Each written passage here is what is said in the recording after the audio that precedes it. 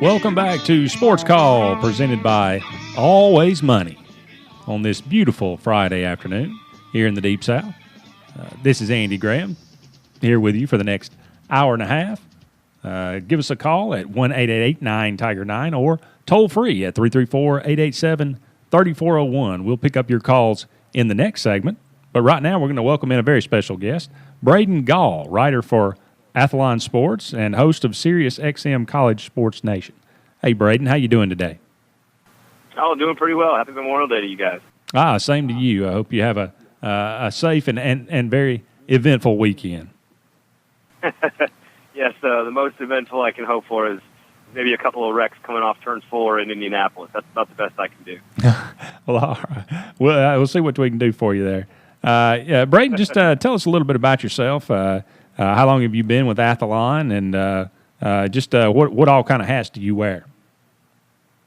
Man, that's a good one there. No, I started at Athlon in 2007. My first job out of college was Rivals.com and Sirius XM, or I guess it was Sirius back then, and then I took a job at Athlon in 2007. So this will be my I think about either my 8th or my 9th football season at Athlon, and very proud of the magazine we do every year. But we do a lot of online and digital work, and that's obviously where the growth in the industry is. And so most of the stuff I do is, I'm glad they don't trust me with the editing. I'm glad about that. I do a lot of writing, and then I've got people who are smarter than I am to do the editing for me. So I don't have to do too much of that, but a lot of writing, a lot of podcasts, host a radio show on Sirius and a variety of other locations as well. So a little bit of everything. It's mostly college sports, college football all the time, and we love it, and we're in the right part of the country for it. So, well, we're going to talk about Auburn here, and that's what we got you on to talk about. Auburn Athlon coming out with their preseason and ranking Auburn at number 5. But I wanted to ask you something. I think I heard you talking about this today, about this Johnny Manziel situation and the $25 million lawsuit. Is this for real or is this fake? No. It's a total hoax. The guy's name, I believe, is Jonathan Lee Riches, and he's apparently done this many times before. And it's a real piece of paper that's been filed in a real, county clerk's office or wherever you go to file these type of things. And it happens a lot. Apparently, I don't know what it's like to be Kim Kardashian, but apparently this kind of thing happens a lot to people of that type of celebrity. So.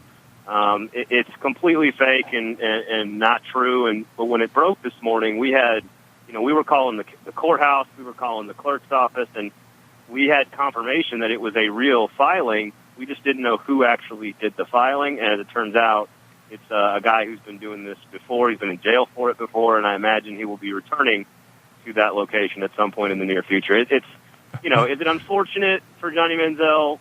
I guess. It's unfortunate that we live in a country where this kind of thing can happen, but you know what? We also live in a country where we have all the freedoms in the world. So it's kind of part of the business, and people who are mentally unstable, let's say, have a tendency to do this a lot, apparently, when it comes to celebrities. So it's not actually that unusual. It's just kind of, unfortunate. And Johnny Manziel, I think, will survive. I think he's going to be just fine. Well, it is a real legitimate document. And my question is, when I thought about this is how my mind works, but I thought about this. I wonder if he had this printed out and gave it and they, just retyped it, or if he dictated this and somebody typed it for him as he sat there. And I remember, because if you haven't read this, it is not for – if you have sensible, delicate sensibilities, don't read it. Yeah. So, that is just bizarre. No, and the spelling is horrendous. They misspelled Jadeveon Clowney's name wrong. They misspelled Johnny's name incorrectly once in there as well. And the corporate sponsorship that's littered in there throughout the whole process is, it's comical to be honest with you. The Samsung phone and Long John Silver's and Walt Disney. It's just really bizarre. And we kind of had the feeling that it was a hoax when we got it, but we couldn't. You can't speculate on that stuff when you're on the air. You've got to make sure that you're covering it the right way. And did we have a little fun with it this morning? Probably so, because it's tough not to laugh at those things. But it's, again, it's unfortunate. I'm sure there will be some legal recourse at some point, from Johnny Manziel's camp. So not just that, but from the young woman, I guess, who lives in Atlanta is on TV, I guess, who's been named in the suit as the plaintiff, which obviously is completely untrue as well. So it's, it is what it is. It's a Friday afternoon, and at some point you kind of just have to step back and chuckle at it. Yeah, well, that's true. Athlon ranks Auburn number 5. Now, is this where the Athlon believes Auburn will finish the season, where they will begin the season, or is it just that they think they are the 5th best team coming into the 2014 season? No, I love that question because we have to clarify this a lot to people. It's where we project the season to end. So we don't necessarily think that if Auburn, for example, at 5, we don't think they're the 5th best team in the nation necessarily. We think they're going to end the season after the bowl games at number 5 in the nation. Just like if we were to rank Boise State, those years when Boise State was great, I don't personally necessarily believe that Boise State was a better team than Alabama, let's say. But you had to, when you look at their schedule and a potential 12-0 season, you got to try to project the rankings. Notre Dame, for example, gets ranked a little bit higher than maybe it should every year, and we kind of have to try to gauge that because we're trying to project the final standing. So when we look at Auburn, I think, to be honest with you, I think 5th is extremely generous, and I think that's if Auburn finishes 5th in the nation this year with what they've got on the defensive side of the ball, I think you have to be ecstatic at the end of the season. So Auburn ending number 5, does that mean they do not make the college football playoff? No, I think it's tough. And to be honest with you, I've really tried to find a scenario in which a second SEC team makes the playoff. Now, Auburn could easily defend their championship, win the SEC, and they're in the playoff. Boom, end of discussion. But we have Alabama winning the SEC West, and I don't see an elite team in Georgia or South Carolina. I think South Carolina could be pretty darn good if their defensive line comes together.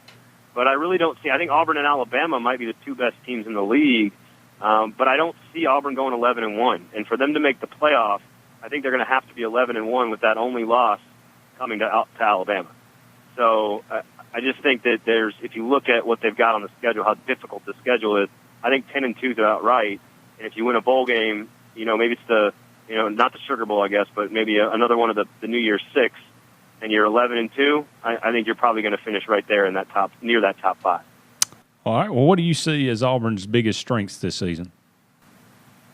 Well, I mean, it's tough to call the coach maybe the biggest strength, but I think the way Gus's mind works and the way his offense runs, and it's the running game. I'm not worried about Trey Mason at all. I think he's a really nice player, but as a fan looking at, I was down there on the plains for the spring game and got to hang out with the coaching staff for a couple of days, and I'm just not worried at all about the running game. I mean, the offense is going to be awesome. They're going to score 45 points a game potentially. They're going to win a lot of games, 42-35, 41-35, somewhere in there. The offensive line is going to be great even without Greg Robinson.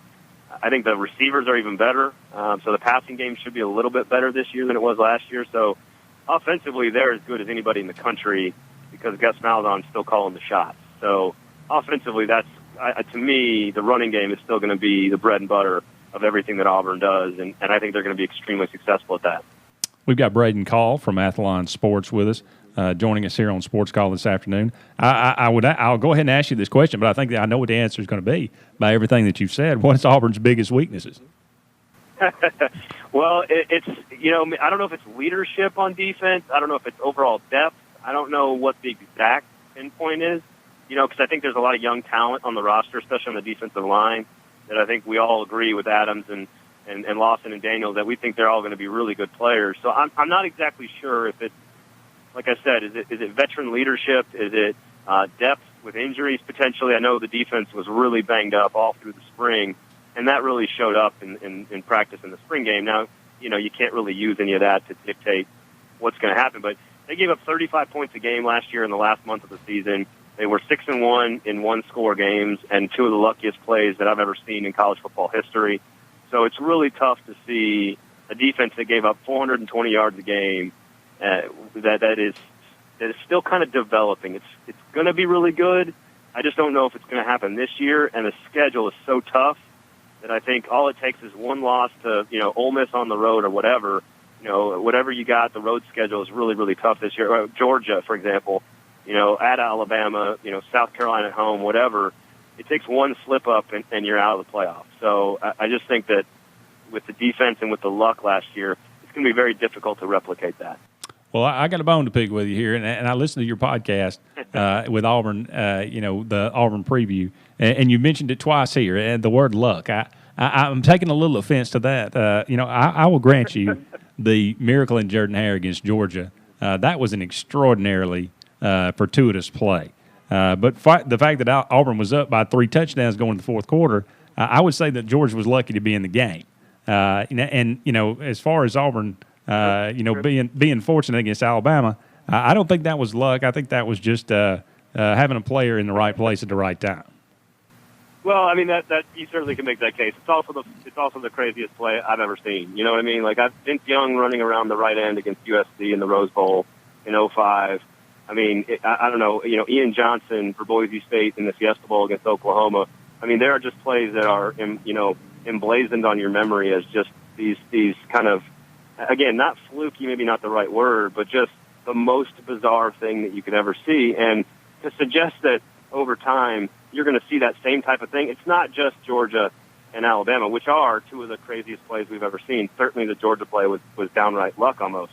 But when you look at Washington State, you look at Mississippi State, you look at Texas A&M, you look at Ole Miss, you look at, all the way, they weren't blowing people out all year long. So they weren't an elite team up until the end of the season. They became an elite team and then got a couple of good bounces. And listen, I acknowledge every team that's ever won a championship in any sport has probably needed a couple of good bounces to win a championship.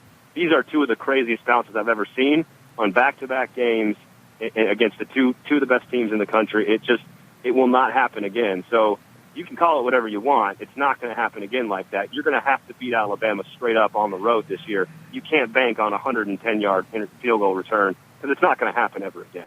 If that happens again, I want you on this show the next day. Nope. I got no problem. I'll do the whole show for free for you. No problem at all.